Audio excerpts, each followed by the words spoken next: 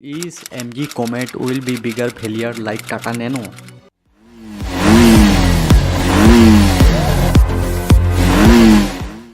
आप लोगों के दिमाग में भी यही ख्याल आ रहा होगा because of both weird design language. आप लोगों को तो अच्छे से पता होगा टाटा नैनो फेल क्यों हुई थी। नहीं पता तो बता देता हूँ यार। नैनो का इंजन बहुत ही अंडर पावर था एंड इसमें एसी तक भी नहीं दिया गया था इसके बेस मॉडल में।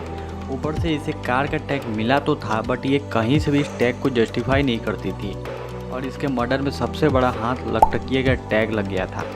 रतन टाटा जी का सपना था हर मिडिल क्लास जो कि कार अफोर्ड नहीं कर सकता उनके घर में भी कार हो, इसलिए इसे 1 लाख के अट्रैक्टिव प्राइस में लॉन्च किया गया था और नैनो को चीपेस्ट कार का अवार्ड भी मिल गया था। शुरू में तो नैनो लोगों को बहुत ही पसंद आई, लेकिन धीरे धीरे लोगों को ये अजीब सी डिज़ाइन लैंग्वेज एंड ये चीपेस्ट टैग से शर्म आने लगी और लोगों ने इसे बाइकआउट करना शुरू कर दिया। ऑल्दो टाटा मोटर्स खुद ही इस प्राइस टैग को मेंटेन नहीं कर पा रही थी because of its high production cost, इसलिए बाद में इसकी प्राइस 1 लाख से सीधे 2.59 लाख तक पहुंच गई। जहां उस टाइम मारुति 800 2.88 लाख में मिल जाती थी, इसलिए लोगों ने एक अजीब सी दिखने वाली अनकंफर्टेबल पावरलेस कार की बजाय एक सेंसिबल प्रोडक्ट में अपना पैसा लगाना सही समझा और लोगों की भी इसमें कोई गलती नहीं। नैनो अपने द एंड तक भी कुछ ज़्यादा अट्रैक्टिव यूएसपी नहीं दे रही थी, यूनिक सेलिंग प्रोपोजिशन। अब बात आती है एमजी कोमेट का इससे क्या रिलेशन है। Well the answer is both bear design language. देखिए चेंजेस ज़रूरी है चाहे वो लाइफ में हो या कार्स में, but first of all public इस डिज़ाइन लैंग्वेज को कितना फॉलो करती है ये तो आने वाला वक्त ही बताएगा। लेकिन यहाँ पर एमजी ने काफ़ी दिमाग लगाया है।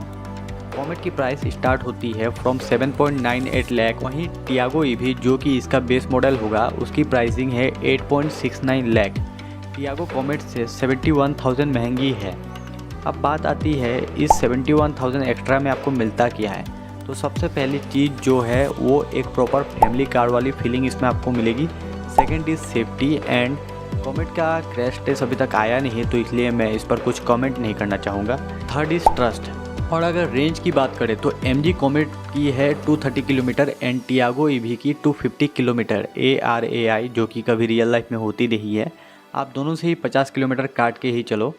अब बात करते हैं बैटरी कैपेसिटी की, तो कॉमेट में आपको 17.3 किलोवाट आवर की बैटरी मिलती है जबकि टियागो ईवी में 19.2 किलोवाट आवर की। और चार्जिंग के मामले में भी टियागो आगे है कॉमेट से। टियागो डीसी चार्जिंग सपोर्ट करती है, इसलिए इसे आप डीसी चार्जर से भी ओनली 60 मिनट्स में चार्ज कर सकते हो 10 to 80%। लेकिन एमजी कॉमेट कोई फास्ट चार्जिंग सपोर्ट नहीं करती है, इसलिए आप इसे फास्ट चार्ज नहीं कर सकते हो। अब बात करते हैं ड्राइवेबिलिटी की, तो टियागो में आपको 60.34 bhp की पावर मिलती है एंड 110 Nm का टॉर्क मिलता है, वेयर एज एमजी कॉमेट में 41.42 bhp मिलती है एंड सेम 110 Nm का टॉर्क। ड्राइवेबिलिटी की बात करें तो टियागो ईवी को ड्राइव करके आपको एक प्रॉपर फैमिली कार वाली फीलिंग आएगी। अगर कॉमेट की बात करें तो शायद इसे ड्राइव करके आपको एक प्रॉपर कार वाली फीलिंग ना आए, बट एमजी वालों की इसमें कोई गलती नहीं है। एमजी वालों ने इस थिंकिंग के साथ इस गाड़ी को लॉन्च ही नहीं किया है, इसलिए एमजी भी अपनी जगह पर सही है। बाकी एमजी वाले अगर गाड़ी भेज दे तो इसका प्रॉपर ड्राइव रिव्यू आपको मिल जाएगा, ऑनेस्ट वाला।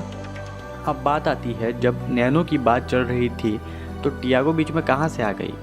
तो ऐसा इसलिए है क्योंकि नैनो और कॉमेट का बॉडी लैंग्वेज सेम है लेकिन कंपेयर करने लायक नहीं है। बिकॉज भले ही नैनो और कॉमेट देखने में सेम हो बट 2018 में ही नैनो RIP हो चुकी है।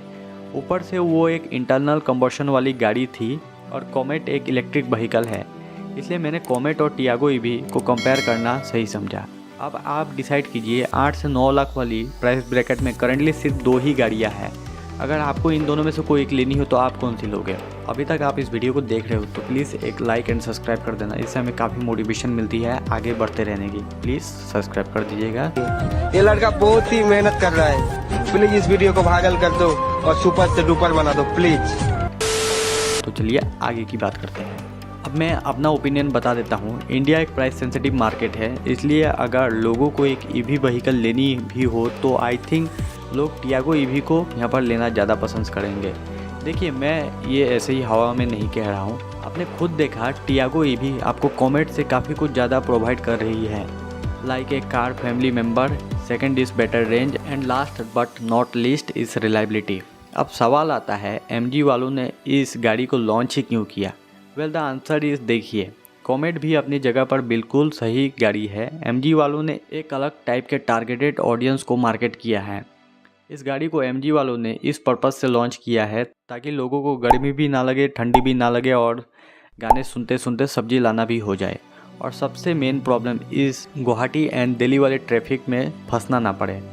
आपने इस छोटी सी साइज़ का पूरा बेनिफिट इस गाड़ी को मिलेगा। साथ ही MG वालों ने खुद भी ये नहीं कहा है कि कॉमेट आपकी प्राइमरी व्हीकल हो सकती है, इसे आप सेकेंडरी व्हीकल की तरह ही देखो।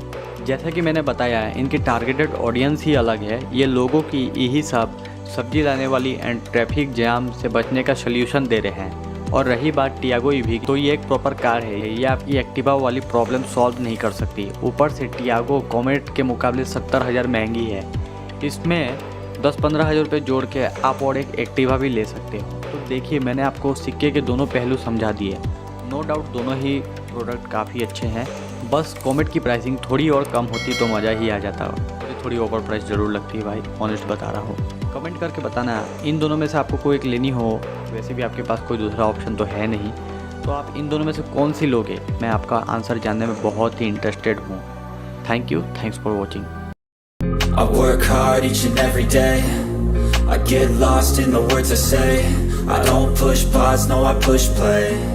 I won't stop till I make a change.